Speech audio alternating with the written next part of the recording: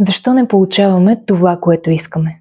Правим всички нужни действия, полагаме нечовешки усилия, но не става и не става. Па защо?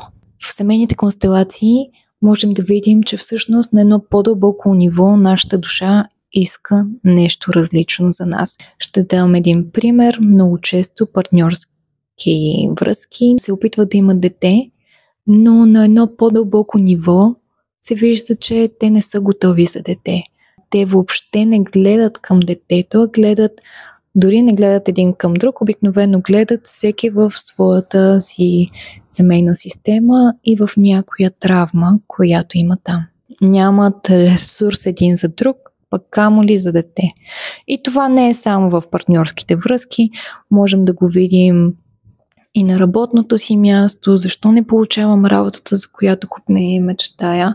Здравословен аспект, защо това заболяване е с мен, аз не го искам това заболяване, но продължавам да не се лекувам или продължава да ми се връща това заболяване. Можем да видим как в констелацията се вижда, че ние самите искаме да сме до заболяването, че ние си го избираме, за да се чувстваме свързани с хората, за които то ни напомня.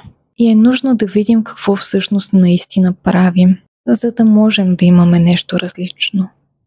Нужно е да направим първо трансформацията в нас, за да можем да видим трансформацията навън.